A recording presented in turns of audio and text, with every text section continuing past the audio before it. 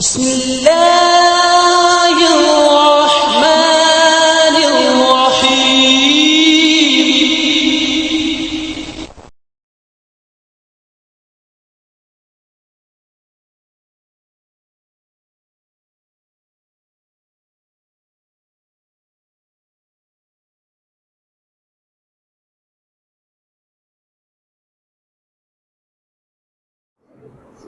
السلام علیکم ورحمۃ اللہ وبرکاتہ۔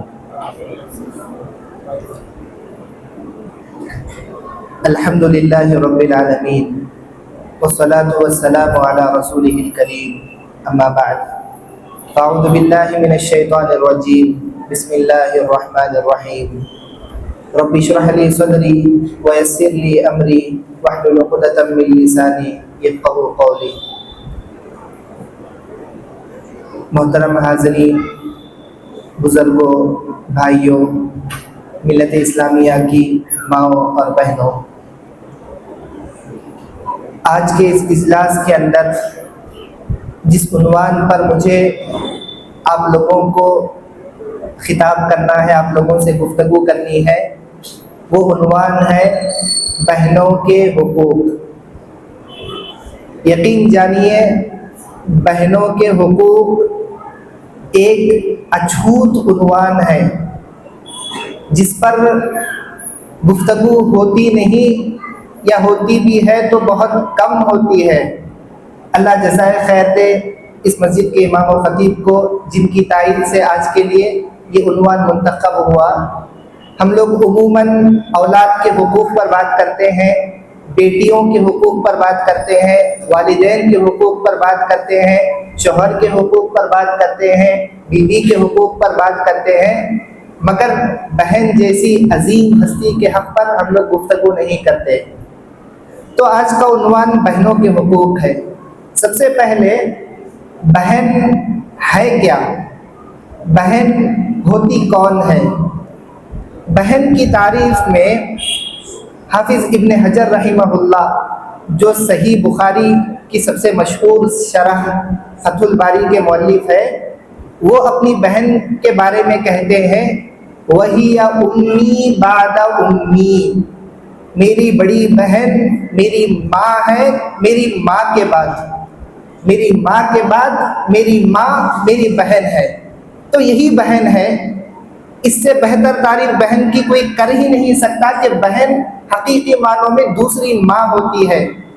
بہن بھوکی رہتی ہے بھائی کو کھلانے کے لیے، بہن باسی کھاتی ہے بھائی کو تازہ کھلانے کے لیے، بہن اپنے خواہشات کا گلا گھونٹتی ہے بھائی کے خواہشات پورا کرنے کے لیے، بہن راتوں کو جاگتی ہے تاکہ بھائی سکون سے سو جائے۔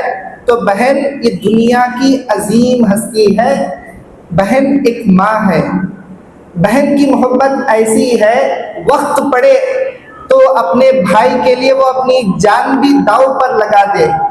اللہ تبارک و تعالیٰ نے قرآن مجید کے اندر حضرت موسیٰ علیہ السلام کی بہن کا واقعہ بیان کیا۔ واقعہ کیا ہے؟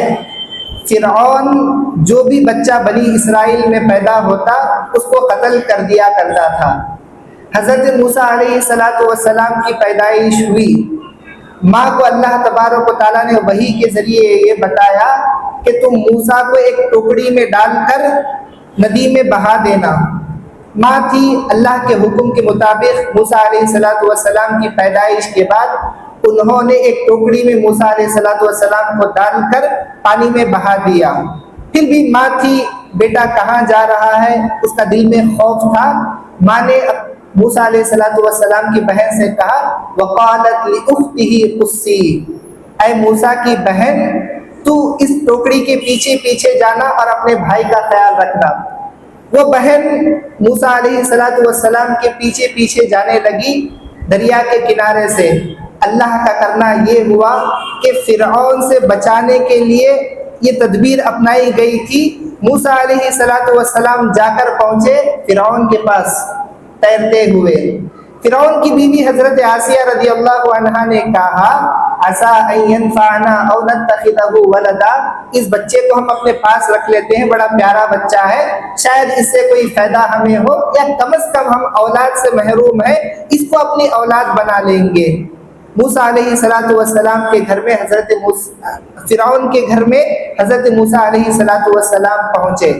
اللہ کا کرنا یہ ہوا کہ بچہ جب اس گھر میں پہنچا تو کسی دودھ پلانے والے کی چھاتی کو قبول کرنے کے لیے تیار نہیں تھا، اور بہن ٹھہر کر یہ پورا ماجرا دیکھ رہی تھی کہ بھائی کسی کی چھاتی قبول نہیں کر رہا، دودھ پینے کے لیے کافی بھوکا ہے۔ تو ایسے موقع پر ایک بہن فرعون کے دربار میں جا کر کہتی ہے، هل ادلکم علی اہل بیت یکفلونہ لکم وہم لہ ناصحون، اے فرعون کیا میں تجھے ایک ایسے گھرانے کے بارے میں نہ بتاؤں جو گھرانہ شاید اس بچے کی پرورش کرے، اسے دودھ پلائے، اس کا خیر خواہ بن کر رہے۔ تو تھوڑی دیر کر رکیے، اگر فرعون کو بھنک لگ جاتی کہ یہ موسیٰ اس آنے والی عورت کے بھائی ہے تو فرعون موسیٰ کا بھی قتل کرتا اور اس بہن کا بھی قتل کرتا، مگر بہن کی محبت نرالی محبت، بہن کی محبت بے لوث محبت، وہ اپنے جان کو جوخم میں جاتی ہے اور بڑی نڈر ہو کر بہادری کے ساتھ فرعون سے کہتی ہے، هل ادلکم علی اہل بیت یکفلونہ لکم وہم لہ ناصحون۔ تو بہن کی محبت ایسی ہے، وقت پڑے بھائی کے لیے جان بھی وہ داؤ پر لگا دے، اور بہن والد کے بعد سب سے زیادہ دنیا میں کسی سے محبت کرتی ہے تو وہ بھائی ہے۔ حقیقی معنوں میں وہ شوہر سے زیادہ بھائیوں کو چاہتی ہے، وہ اپنی اولاد سے زیادہ بھائیوں کو چاہتی ہے۔ اس سلسلے میں تاریخ کا ایک واقعہ آتا ہے، یاد رکھیے تاریخ کا واقعہ ہے، شریعت سے اس کا کوئی لینا دینا نہیں، حلال اور حرام سے اس کا کوئی لینا دینا نہیں۔ وہ تاریخ کا واقعہ کیا ہے؟ بڑا مشہور واقعہ، حجاج بن یوسف ایک وقت کا گورنر اور کافی ظالم گورنر گزرا ہوا ہے، اس نے 3 لوگوں کو قتل کرنے کا حکم دیا۔ ایک عورت روتے روتے حجاج کے پاس آئی، حجاج نے پوچھا کہ کیوں رو رہی ہے؟ تو اس عورت نے کہا کہ جن 3 لوگوں کو تو نے قتل کرنے کا حکم دیا ان میں ایک میرا شوہر ہے، دوسرا میرا بیٹا ہے، تیسرا میرا بھائی ہے۔ تو حجاج نے کہا میرا حکم آ گیا، ہاں چل تیری خاطر میں ایک آفر دیتا ہوں کہ 3 میں سے کسی ایک کو ایک بچا لے، تو 3 میں سے کسی ایک کو تو ایک بچا لینا۔ تو اس موقع پر وہ عورت جو جملہ کہتی ہے، بہت بڑا جملہ، وہ کہتی ہے الزوج موجود، ایک شوہر مر جائے تو دوسرا مل سکتا ہے، والابن مولود، ایک بیٹا مر جائے دوسرا پیدا ہو سکتا ہے، والاخ مفقود، ایک بھائی چلا جائے تو پھر دوسرا بھائی کہاں سے لاؤ۔ تو یہ انوکھی نرالی محبت ایک بہن کی ہوتی ہے بھائی کے لیے۔ تو اس لیے ضروری سمجھا گیا کہ ایسی بہن کے لیے ہم بھائی کیا کر سکتے ہیں، ہمیں کیا کرنا چاہیے۔ تو آئیے اپنی گفتگو کا آغاز کرتے ہیں۔ اس بہن کے حقوق کو ادا کرنے سے پہلے ہم بھائیوں کو چاہیے کہ اس رشتے کی اہمیت کو ہم سمجھیں کہ یہ بہن کا رشتہ کتنا عظیم رشتہ ہے۔ یہ بہن کا رشتہ خونی رشتہ ہے، بہن کا رشتہ نسبی رشتہ ہے۔ خونی اور نسبی رشتے کا مطلب یہ کہ اللہ نے یہ رشتہ بنا دیا تو بنا دیا، کوئی اس کو توڑ نہیں سکتا۔ ایک ٹوٹ کر جائے تو دوسرے کو حکم دیا گیا کہ آگے چل کر تمہیں اسے جوڑنا ہے۔ یہ خونی رشتے کی خصوصیت ہے۔ جو رشتہ نکاح کی بنیاد پر بنتا ہے اسے سنبھال کر رکھنا چاہیے۔ کبھی ایسا مرحلہ آ سکتا ہے کہ وہ ٹوٹ سکتا ہے، مگر خونی رشتہ اٹوٹ ہوتا ہے، اسے توڑ نہیں سکتے ہم۔ تو بہن کا رشتہ خونی رشتہ ہے، اور خونی رشتوں کو نبھانے کی جتنی فضیلتیں ہیں وہ ساری فضیلتیں بہن کے رشتوں کو سنبھال کر رکھنے کے لیے وہیں پر جچتی ہے، جمتی ہے۔ خونی رشتوں کو نبھانے کے سلسلے میں اللہ کے رسول صلی اللہ علیہ وسلم نے کئی فضیلتیں بتائی۔ ایک فضیلت یہ کہ ہم رشتہ داری نبھاتے ہیں، اللہ مال میں برکت دیتا ہے، عمر میں برکت دیتا ہے۔ رشتہ داری ہم لوگ نبھاتے ہیں، اللہ تعالیٰ کی رحمت ہم سے جڑ جاتی ہے۔ رشتہ داری ہم توڑتے ہیں، اللہ کی رحمت ہم سے ٹوٹ جاتی ہے۔ تو وہ رشتہ داری کے جو دائرے میں بہن کا رشتہ بھی آتا ہے، اور یہ اتنا اہم رشتہ ہے کہ اللہ کے رسول صلی اللہ علیہ وسلم نے صحابہ کو بار بار یاد دلایا کہ بہن بھی تمہاری رشتہ دار ہے۔ ایک مرتبہ کا واقعہ ہے، اللہ کے رسول صلی اللہ علیہ وسلم نے انصاری صحابہ کو ایک جگہ اکٹھا کیا۔ سارے انصاری صحابہ اکٹھا ہو گئے۔ آپ صلی اللہ علیہ وسلم نے ان سے پوچھا، هل فیکم احد من غیرکم، اے انصاری صحابہ بتاؤ کہ کیا تمہارے درمیان کوئی باہر کا آدمی بھی ہے؟ انصاری صحابہ کو جمع کیا تھا، پوچھا کہ کیا تمہارے درمیان باہر سے بھی کوئی آدمی آیا ہوا ہے؟ تو اس موقع پر ان لوگوں نے کہا لا، کوئی باہر کا آدمی نہیں، الا ابن اخت لنا، ہاں باہر سے صرف ہماری بہن کا بیٹا آیا ہوا ہے۔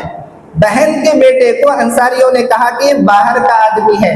اللہ کے رسول صلی اللہ علیہ وسلم نے فرمایا ابن اخت لہم من، کہ بہن کا بیٹا انہی میں سے ایک ہے، بہن کا بیٹا انہی میں سے ایک ہے، بہن کا بیٹا انہی میں سے ایک ہے تو بدرجہ اولا بہن ان میں سے ایک ہے۔ آج ہم لوگ جو ہے ہندوستانی ماحول میں ہندوؤں کے درمیان رہتے رہتے بہن کو سمجھتے ہیں کہ وہ پرائے گھر کی ہے۔ اللہ کے رسول صلی اللہ علیہ وسلم بیان کر رہے ہیں کہ بہن کا بیٹا بھی ہمارے گھر کا ایک فرد ہے، تو بدرجہ اولا بہن ہمارے گھر کی ایک فرد ہے۔ تو بہن کا رشتہ اتنا قریبی رشتہ ہے کہ ماں باپ کے بعد اگر کوئی قریبی ہے تو وہ بہن کا رشتہ ہے۔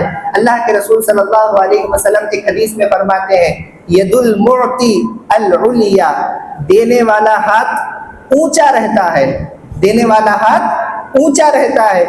وابدأ بمن تعول، تمہاری ماتحتی میں جو لوگ رہتے ہیں ان لوگوں کو تم شروعات میں پہلے دو، تمہاری ماتحتی میں جو رہتے ہیں دینے کا آغاز تم ان سے کرو۔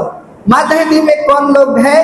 امک، سب سے پہلے دینا ہو تو ماں کو دو، واباک، پھر اپنے باپ کو دو، واختک، پھر اپنی بہن کو دو، واخاک، اپنے بھائی کو دو، ثم ادناک فادناک۔ اس حدیث پر غور کیجئے، اللہ کے رسول دینے کی بات کر رہے ہیں تو سب سے پہلے کہہ رہے ہیں کہ ماں کو دو، پھر کہہ رہے ہیں کہ باپ کو دو، پھر کہہ رہے ہیں کہ بہن کو دو۔ ماں باپ کے بعد اللہ کے رسول صلی اللہ علیہ وسلم ترتیب میں لا رہے ہیں بہن کو۔ اس سے آپ اندازہ لگا سکتے ہیں کہ بہن کا رشتہ بھائی سے کتنا قریبی رشتہ ہے۔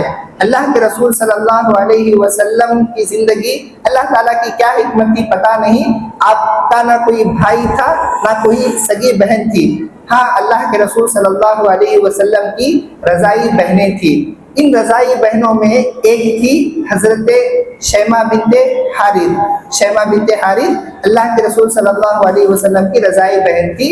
ایک جنگ ہوئی جسے کہتے ہیں حوازن، حوازن کی ایک جنگ بڑی مشہور جنگ ہے، اس میں مسلمانوں کو فتح ہوئی۔ کئی جو ہے حوازن قبیلے کے لوگ قیدی بنا کر لائے گئے۔ قیدی بن کر جو لوگ آئے ان میں شیمہ بنت حارث بھی تھی۔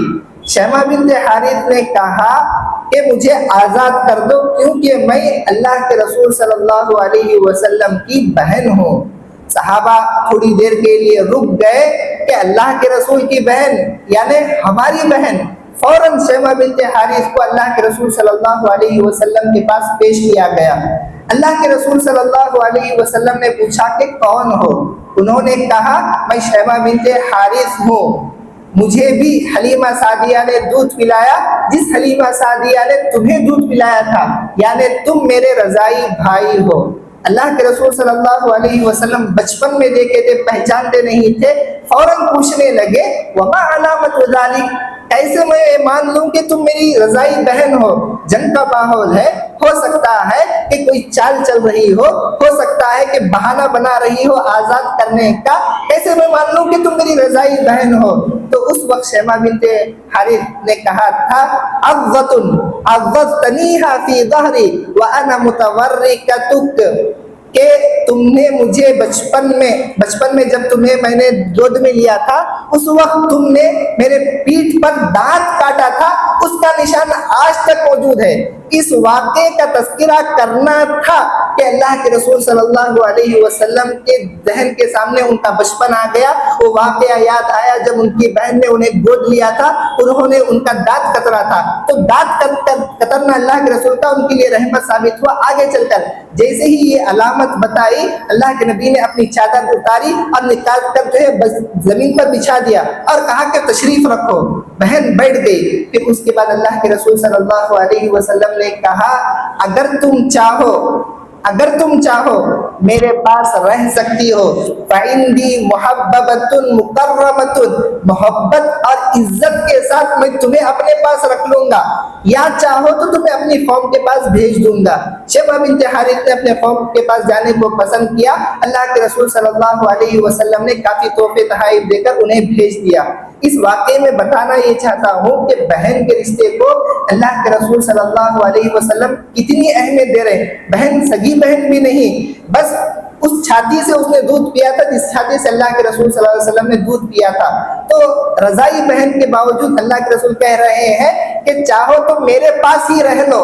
اب سوال یہ ہے کہ آج کوئی ایسا بھائی ہے جس کے اندر ایسا جگر ہو جو اپنی بہن سے کہہ سکے، جو بہن مطلقہ ہو، بیوہ ہو، کہ بہن میرے گھر کا دروازہ تیرے لیے کھلا ہے، آ یہیں پر رہ لے جب تک تیرا بھائی زندہ ہے۔ آج ہے کسی کا جگر اپنے بیوی کے ساتھ لا کر اپنے بہن کو رکھ سکے، اپنے بچوں کے ساتھ لا کر اپنے بہن کو رکھ سکے؟ نہیں۔ اور اللہ کے رسول صلی اللہ علیہ وسلم کا معاملہ یہ ہے کہ رضائی بہن سے کہہ رہے ہیں چاہو تو زندگی بھر میرے پاس رہو، محبت سے رکھوں گا، عزت سے رکھوں گا، کبھی نفرت کا اظہار نہیں کروں گا، کبھی تمہاری توہین نہیں کروں گا۔ تو یہ اللہ کے رسول صلی اللہ علیہ وسلم کی سنت ہے۔ تو سب سے پہلا کام بہن کی جب بات آ رہی ہے، اس بہن کے رشتے کی حساسیت کو ہم سمجھیں، بہن کا رشتہ کتنا عظیم ہے اس کو ہم سمجھیں، بہن کا رشتہ کتنا قریب ہے اس کی قربت کو ہم محسوس کریں۔ آگے چل کر بات آتی ہے اس کے حقوق کو ادا کرنے کی۔ اب چلیے حقوق کا آغاز کرتے ہیں کہ بہن کے حقوق کیا ہے۔ بہن کا رشتہ ہو یا کوئی اور رشتہ ہو، سب سے پہلا رشتے کا حق یہی ہے کہ بہن کے دین کی ہم فکر کریں، کیونکہ دین ہے تو بعد میں رشتہ داری کی بات آتی ہے۔ اگر دینداری ہی نہیں تو رشتہ داری کی کیسی بات ہے؟ اللہ تبارک و تعالیٰ حضرت نوح علیہ السلام سے کہتا ہے ان کے بیٹے کے متعلق، اِنَّهُ لَيْسَ مِنْ أَهْلِكَ، اے نوح تمہارا بیٹا تمہارے گھر کا حصہ نہیں۔ کیوں؟ کیونکہ وہ اسلام پر نہیں تھا۔ تو سب سے پہلی بات آتی ہے دین کی۔ اگر بہن کے حقوق ادا کرنا ہے تو آپ بہن کے دین کی فکر کریں۔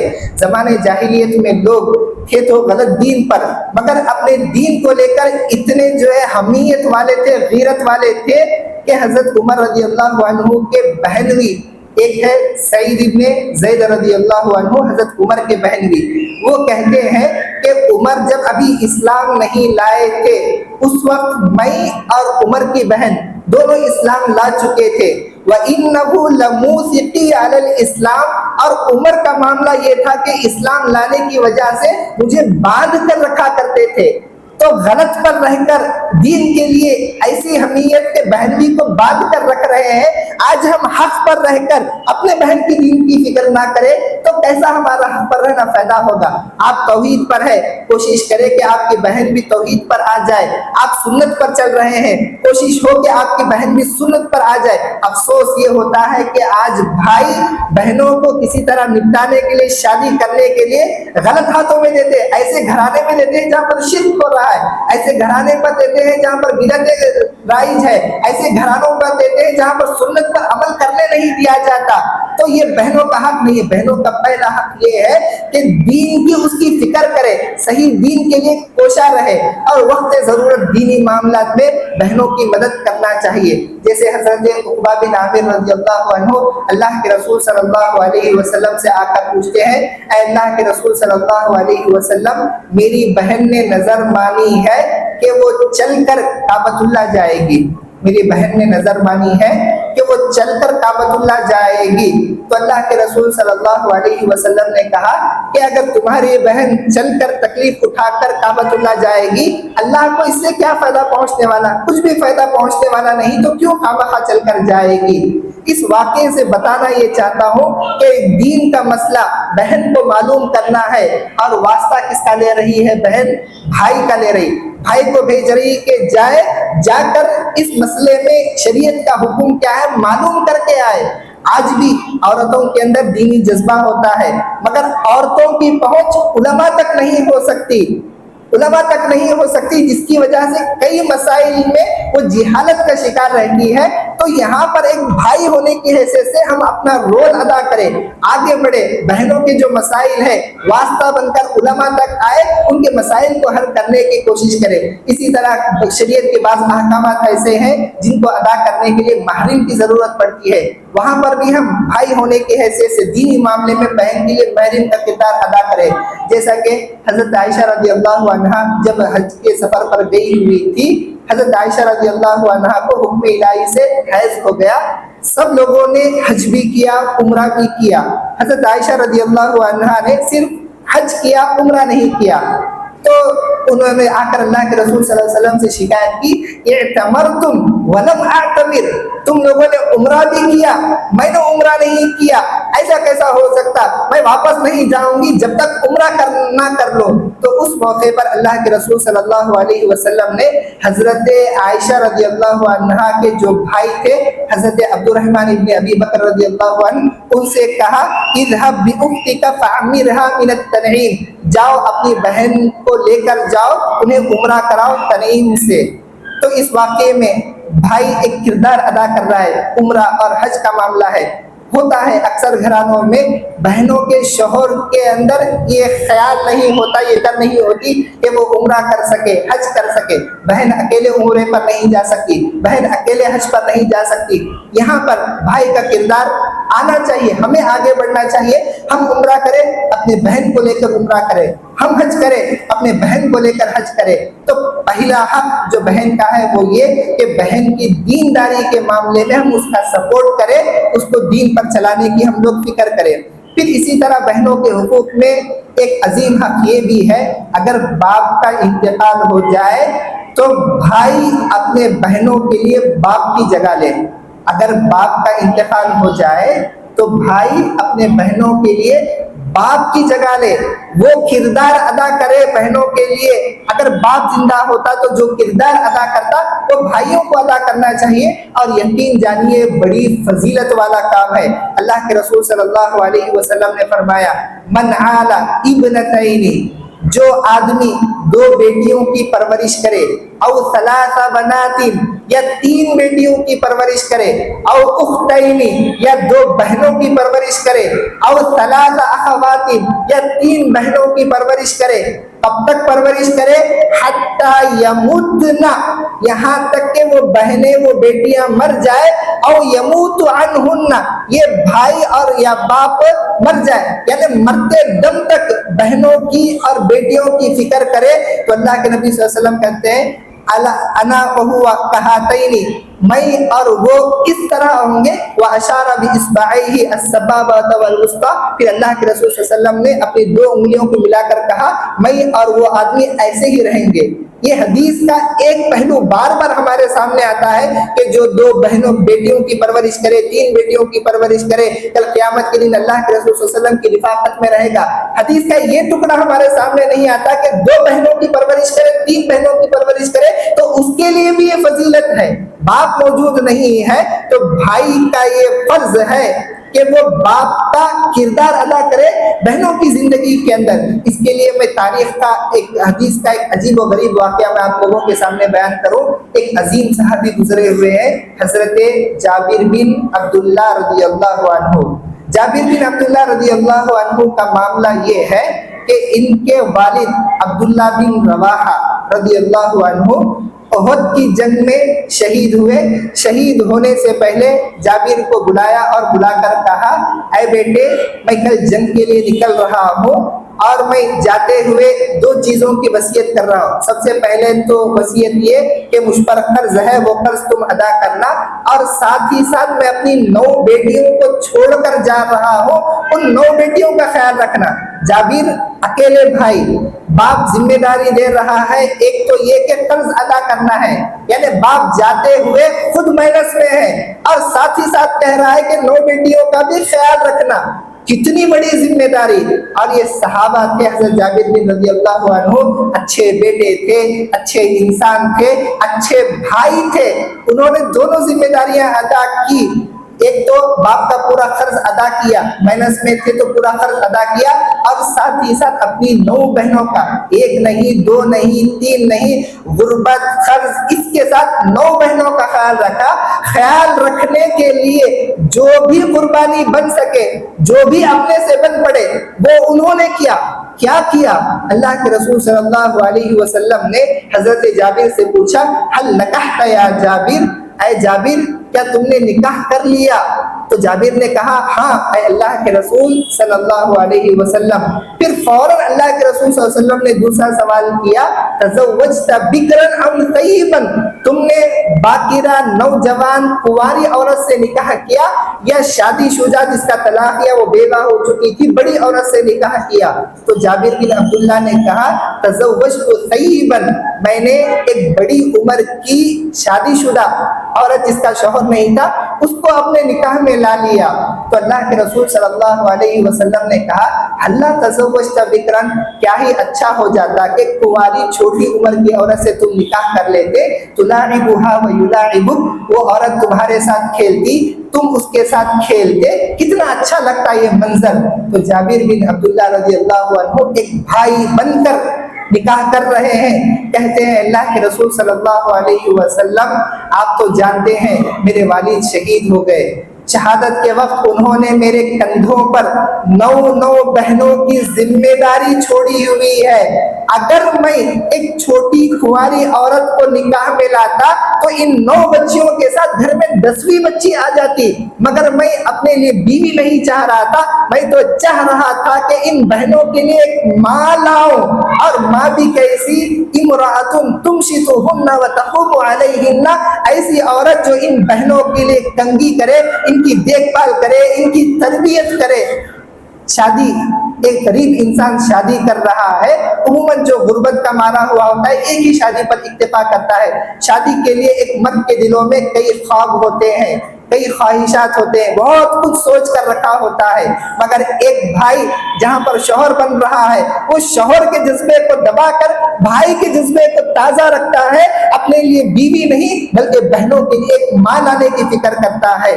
اور سبحان اللہ، اللہ کا کرنا دیکھیے کہ اللہ کے خاطر جب ہم اپنی جذبات کی قربانی دیتے ہیں، اپنی خواہشات کی قربانی دیتے ہیں، آگے چل کر اللہ تبارک و تعالیٰ بہت نوازتا ہے۔ جابر کے غربت کا دور تھا، یہ بڑی عمر کی انہوں نے شادی کی تھی، اس سے بچے نہیں ہو پائے، پھر بعد میں اللہ تبارک و تعالیٰ نے فراوانی دی، اتنی لمبی عمر دی کہ مدینہ میں سب سے آخر انتقال کرنے والے حضرت جابر بن عبداللہ تھے۔ بعد میں انہوں نے شادی بھی کی اور انہیں بچے بھی ہو گئے، بہت کچھ اللہ کے خاطر اپنے بہنوں کے لیے انہوں نے قربانی دی تھی۔ اللہ تبارک و تعالیٰ کسی کی قربانی کو رائے گاں جانے نہیں دیتا، اس کی لاج رکھتا ہے، اللہ نے ان کی قربانی کی بھی لاج رکھا تھا۔ اور بہنوں کے حقوق کے معاملے میں ایک اہم حق جس کے سلسلے میں ہم لوگ کوتاہی کر رہے ہیں وہ ہے وراثت میں بہن کا حق۔ باپ کے انتقال کے بعد بھائیوں کی ذمہ داری ہے کہ جہاں پر وہ اپنے لیے وراثت کا حق لیتے ہیں وہیں پر اپنے بہنوں کو وراثت کا حق دے دیجیے، کیونکہ عورتوں کے لیے وراثت کا حق ہے۔ وراثت کی آیتیں کس صورت میں ہیں؟ وہ ہے سورۃ النساء۔ نساء کسے کہتے ہیں عربی زبان میں؟ عورتوں کو۔ عورتوں کی صورت میں اللہ تبارک و تعالیٰ نے وراثت کے احکامات بیان کیے، اور ہم وراثت سے عورتوں کو محروم رکھ رہے ہیں، کہاں کی انصافی ہے؟ عورتوں کی صورت میں وراثت کے احکامات ہیں تو وراثت کے حقدار عورتیں ہیں، عورتوں کو وراثت مل سکے اس لیے جو وراثت کے احکامات بیان کیے گئے۔ اور وراثت کی آیتوں کی شان نزول کے بارے میں یہ آتا ہے کہ ایک صحابی تھے حضرت سعد بن ربیع رضی اللہ عنہ، غزوہ احد میں یہ شہید ہو گئے۔ جب شہید ہوئے تو ان کی 2 بیٹیاں تھیں، یہ 2 بیٹیاں تھیں اور کئی بھائی تھے۔ سعد بن ربیع کی شہادت کے بعد ان کے پورے مال کو سعد بن ربیع کے بھائیوں نے لے لیا۔ تو سعد بن ربیع کی بیوی ان 2 بچیوں کو لے کر اللہ کے رسول صلی اللہ علیہ وسلم کے پاس آئی اور آ کر کہنے لگی ہاتان ابنتا سعد، یہ دونوں سعد کی بیٹیاں ہیں۔ سعد نے جو مال چھوڑا تھا سارا مال بھائیوں نے لے لیا، ان بیٹیوں کو کیا ملے گا؟ تو اللہ تبارک و تعالیٰ نے وراثت کی آیتیں اتاری جس میں ان بیٹیوں کو 2/3 حصہ دے دیا، یعنی 90 لاکھ روپے وراثت میں ہے تو 60 لاکھ ان بیٹیوں کو دیے گئے۔ تو بتانا یہ چاہتا ہوں کہ وراثت کے احکامات آئی ہے ان بہنوں کو دینے کے لیے، ان بیٹیوں کو دینے کے لیے، اور ہم انہی لوگوں کو محروم کر رہے ہیں۔ یہ سراسر ظلم ہے۔ اللہ تبارک و تعالیٰ نے قرآن مجید میں کہا للرجال نصیب مما ترک الوالدان والاقربون، والدین اور قریبی رشتے دار جب چھوڑ کر جاتے ہیں تو مردوں کے لیے بھی حصہ ہے، وللنساء نصیب مما ترک الوالدان والاقربون، والدین اور رشتے دار چھوڑ کر جائے تو وہی عورتوں کے لیے بھی حصہ ہے، مردوں کے لیے بھی وراثت میں حصہ ہے، عورتوں کے لیے بھی وراثت میں حصہ ہے۔ مرد صرف اپنا حصہ لے رہے ہیں اور عورت کو یہ کہہ کر جو ہے ہم محروم کر رہے ہیں اس کو ضرورت نہیں ہے، اس پر ذمہ داری نہیں ہے، ہم نے والدین کی خدمت کی، ہم نے اس کی شادی کی، فلاں کی فلاں کی، یہ سراسر ظلم ہے۔ وہ ان کا حق ہے، ان کا حق ان تک پہنچنا چاہیے۔ اور ایک چیز یہ بھی سوچنے کی ہے کہ کیوں آج معاشرے کے اندر بہنوں کو، بیٹیوں کو وراثت میں حصہ نہیں دیا جا رہا، ایک سوچنے کا سبب۔ پہلے سبب ہمیں معلوم ہو، بیماری کا سبب، تو ہم اس کا علاج نکال سکتے ہیں کہ کیا سبب ہے۔ اس کا ایک بنیادی سبب یہ ہے کہ معاشرے میں تصور ہی نہیں ہے، یہ سوچ ہی نہیں ہے، یہ فکر ہی نہیں ہے کہ بہنوں کو بھی وراثت میں حصہ ملتا ہے، اس چیز کی سوچ ہی نہیں ہے۔ بہنوں کا مال ہڑپنے کو کوئی غلط سمجھتا ہی نہیں، پورا معاشرہ اس حمام میں ننگا ہے، اس لیے جو ہے یہ چیز ہو رہی ہے کہ کوئی متقی انسان، تقوی کا اس کا یہ معیار ہوتا ہے، آ کر سوال کرتا ہے کہ مولانا روزے سے ہوں، وضو کرتے ہوئے تھوڑا سا پانی حلق میں چلا گیا، میرا وضو ہوگا یا نہیں؟ اتنا تقوی کا معیار ہے، اور بہنوں کی جائیداد ہڑپ کر بیٹھا ہوا ہے، پہلی صف میں بیٹھا ہوا ہے، بہنوں کی جائیداد ہڑپ کر بیٹھا ہوا ہے، عمرے پر عمرہ کر رہا ہے، حج پر حج کر رہا ہے، بہنوں کو ان کا حصہ نہیں دے رہا، کیونکہ یہ پورا معاشرہ ڈوبا ہوا ہے، انہیں یہ غلط کام غلط نظر ہی نہیں آتا، نہیں دینے والے اور دینے والوں کو بھی یہ کام غلط نظر نہیں آتا۔ ہمارے پاس سوالات آتے ہیں کہ مولانا فلاں جو ہے بیڑی گٹکے کا بیپار کر سکتا ہے، اس کی دعوت کھا سکتے ہیں یا نہیں؟ فلاں جو ہے سود کا لین دین کرتا ہے، اس کی دعوت کھا سکتے ہیں یا نہیں؟ آج تک ایک بھی سوال ایسا نہیں آیا کہ فلاں بہن کا حق دبا کر بیٹھا ہوا ہے، اس کی دعوت کھا سکتے ہیں یا نہیں؟ کیوں؟ کیونکہ ہم نے اسے غلط ہی نہیں سمجھا، ہم نے یہ سمجھ لیا کہ بہن کا حق ہے ہی نہیں۔ تو پہلے یہ فکر عام کرنے کی ضرورت ہے، یہ سوچ پھیلانے کی ضرورت ہے، جس طرح مردوں کا حق ہے وراثت میں، اسی طرح عورتوں کا بھی حق ہے وراثت میں، جس طرح بھائیوں کا حق ہے وراثت میں، اسی طرح بہنوں کا حق ہے وراثت میں، جس طرح بیٹوں کا حق ہے وراثت میں، اسی طرح بیٹیوں کا حق ہے وراثت میں، یہ فکر پھیلانے کی ضرورت ہے۔ پھر اسی طرح ایک اور وجہ یہ بھی کہ ہم ہندوستانی ماحول کے اندر رہتے ہیں، ہندوستان میں رہتے رہتے ہندوؤں سے متاثر ہو کر کئی چیزوں کو ہم لوگوں نے قبول کیا، انہی میں ایک چیز ہے، وہ ہے کنیا دان کی فکر۔ کنیا دان کی فکر ہم لوگوں نے قبول کر لی ہے۔ کنیا دان کیا ہے؟ جب ہندو اپنی بیٹی کا یا بہن کی شادی کرتے ہیں تو وہ کیا کرتے ہیں، اپنے گھر کی کنیا کو دان میں دے دیتے ہیں سامنے والے کو، یعنی وہ اس کی ہو گئی، اس کا ہمارے سے کوئی لینا دینا نہیں، وہ تو اس کی ہو گئی۔ جب وہ ہماری ہے ہی نہیں تو پھر سوال ہی نہیں پیدا ہوتا کہ وراثت میں اس کو حصہ دینا ہے۔ حالانکہ اسلامی سوچ یہ نہیں ہے، اسلامی سوچ یہی ہے کہ بیٹی ہو یا بہن ہو، اس کا اصل گھر باپ کا گھر اور بھائی کا گھر ہے۔ یہ چیز بڑی ذمہ داری کے ساتھ پورے ہوش آواز میں کہہ رہا ہوں کہ بیٹی ہو یا بہن ہو، اصل گھر باپ کا گھر اور بھائی کا گھر ہوتا ہے۔ البتہ نکاح کے ذریعے ایک اگریمنٹ ہوتا ہے، نکاح کو شریعت کہتی ہے میثاقاً غلیظا، ایک مضبوط اگریمنٹ ہوتا ہے۔ ایک اگریمنٹ کے تحت ہم اپنی بیٹی کو اور بہن کو اٹھا کر کسی اور کے حوالے کرتے ہیں، اس شرائط کے مطابق زندگی چل رہی ہے تو چل رہی ہے، زندگی کو نبھا کر چلنا ہے۔ کہا کہ خلا بھی لینے سے پہلے 1000 بار سوچنا ہے، طلاق اللہ تعالیٰ کو پسند نہیں ہے، یہ سارے احکامات بتائے، مگر ہرگز یہ نہیں ہے کہ دے دیا تو اسی کی ہو گئی۔ جس طرح ہندو کہتے ہیں میرج ڈیسائیڈڈ ان دا ہیون، کہ شادی بیاہ جو ہے آسمان پر طے ہوتی ہے، ایک بار طے ہو گئی، سامنے والا جیسا بھی ہو اسی کے ساتھ جینا ہے، اسی کے ساتھ مرنا ہے، ایک مرتبہ گھر سے ڈولی گئی تو ڈولا ہی اٹھے گا۔ یہ ساری فکریں ہندو کی فکر ہے۔ مسلمان ہونے کی حیثیت سے بیٹی اور بہن کا اصل گھر اس کا مائکا ہے، وہی اس کا اصل گھر ہے۔ جب اس کا اصل گھر ہے تو وہاں اس کے اپنے حصے ہیں، ससुराल के अंदर सिर्फ शौहर से वो हिस्सा पाएगी, मगर मैके के अंदर जो है बाप मरता है तो बेटी को हिस्सा है, माँ मरती है तो बेटी को हिस्सा है, कुछ हालतों में बहन के माल में बहन को हिस्सा है, कुछ हालत में भाई के माल में बहन को हिस्सा है। तो बहन और बेटी का असल घर उसका मायका है। ये सोच हमारी कि बहन पराए घर की है, ये एक सबब है विरासत से उसको महरूम करने की। ये सोच भी खत्म करने की जरूरत है। विरासत में हम लोग हक नहीं दे रहे, उसके कई असबाब है। एक दो तीन असबाब अभी आप लोगों के सामने आए। एक तीसरा सबब ये भी है कि बहन को हम इसलिए विरासत में हक नहीं देते, हम समझते हैं कि बहन को दे देंगे तो सीधे माल बहनवी तक पहुंच जाएगा, बहन को दे देंगे तो माल शौहर जो है रख लेगा, इसलिए भी हम नहीं देते। तो पहले उस फिक्र की इस्लाह करनी ज़रूरी है। शरीयत कहती है लिर्रिजाली नसीबुम मिम्मा इक्तसबू, मर्द जो कमाता है वो मर्द का है, वलिन्निसाई नसीबुम मिम्मा इक्तसबन, औरत जो कमाती है वो औरत का है। तो बीवी का माल बीवी का है, शौहर का माल शौहर का है। आज जो है रिश्ते की गहराई में जाते हुए यहाँ तक पहुँच गए कि ये माल की तफरीक करना हम लोग गलत समझते। बीवी समझती है शौहर का जो भी है वो मेरा है। हाँ, ये मोहब्बत के हद तक सही है। शौहर समझता है कि बीवी का जो भी है वो मेरा है, ये मोहब्बत और कहने की हद तक सही है। इस्लाम का उसूल ये है कि औरत का माल औरत का है, मर्द का माल मर्द का है। तो यकीनन विरासत में हिस्सा क्यों नहीं दे रहे कि माँ सोचती है कि मेरा शौहर इतनी मेहनत से कमाया, अपने बच्चों को देने के बजाय मैं आने वाले दामाद को इतना क्यों दूं। इसलिए जो है विरासत में हिस्सा देने से पीछे हम लोग हट रहे हैं। इस सोच को खत्म करने की जरूरत है कि शौहर बीवी का है बीवी का है, जो शौहर का है वो शौहर का है। तो बहनों के हुकूक में आखिरी बात जो कहकर मैं अपनी बात को खत्म करूंगा वो ये है कि मुश्किल घड़ी में खास तौर पर खुला और तलाक के जब मसाइल सामने आते हैं उस वक्त पर भाइयों को चाहिए कि बहन के साथ उसकी ताकत बनकर, उसकी हिम्मत बनकर उसके बाजू खड़े रहे। ये चाहिए हम भाइयों को कि वो खुला और तलाक के मसाइल में बहन के साथ खड़े रहे। जैसा कि हज़रत माक़िल इब्न यसार रज़ियल्लाहु अन्हु ने अपनी बहन का निकाह एक अच्छे शख्स से कराया था। गुस्से में उस शख्स ने बहन को तलाक दे दी और तलाक सिर्फ एक दी थी और 2 चांस बाकी थे। इद्दत गुजर गई, बहन घर वापस आ गई।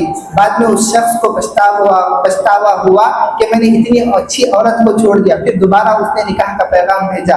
माक़िल इब्न यसार ने उस वक्त कहा कि मैंने तुम्हें अच्छा समझा, तुम्हें इज्जत दी, अपनी बहन दी, तुमने इसका क्या बदला दिया कि तुमने मेरी इज्जत की भी लाज नहीं रखी, मेरी बहन को तलाक दे दिया।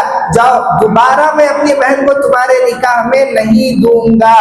फिर अल्लाह तबारक व तआला ने वो आयत नाजिल की, फला तादुरुहुन्ना यनकिहना अज़वाजहुन्ना। एक तलाक के बाद मियां बीवी अगर आपस में मिलना चाहते हैं तो मिलाना चाहिए, रुकावट नहीं बनना चाहिए। इस वाक़ये से मैं बताना ये चाहता हूँ कि तलाक और खुला के मसाइल में कभी भी हम अपनी बहनों को अकेले ना छोड़े, उनकी ताकत बनकर, हिम्मत बनकर उनके साथ खड़े रहे।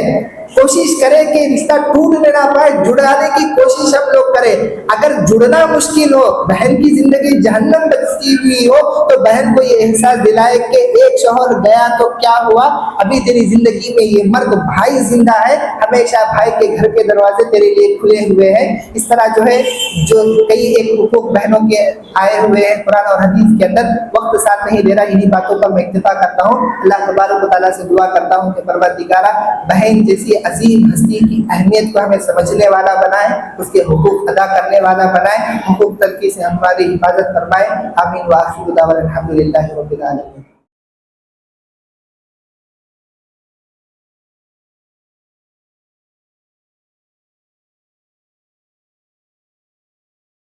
शेख महबूब हुसैन उमरी हफ़िज़हुल्लाह जो हमारे नौजवान साथी माशाअल्लाह हम में से हैं, और शेख की काफ़ी मेहनतें कोशिशें रही।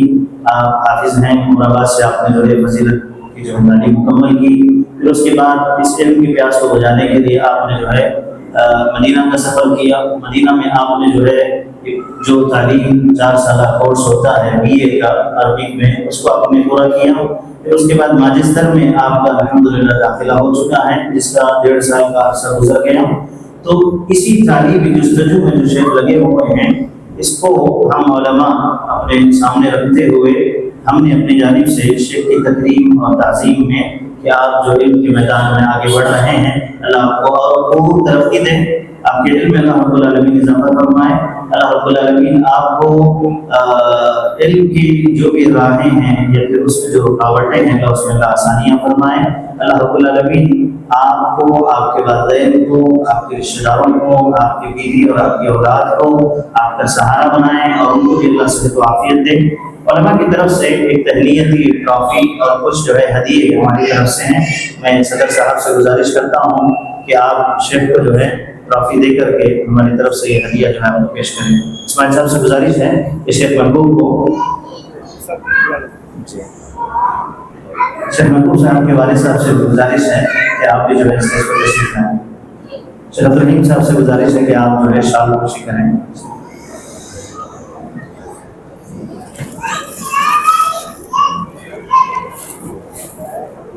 نہیں شیخ پرایا نہیں کرے، اپنا سمجھے کیا نہیں ابھی بولتا ہوں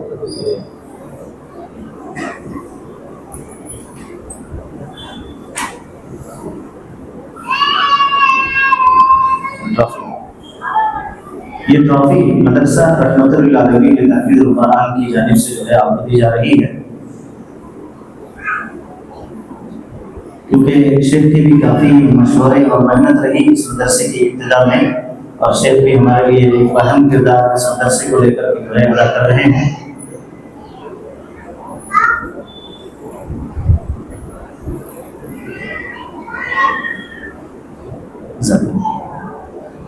شیخ وہ ہدیے بھی ہماری طرف سے ہی ہے انشاءاللہ۔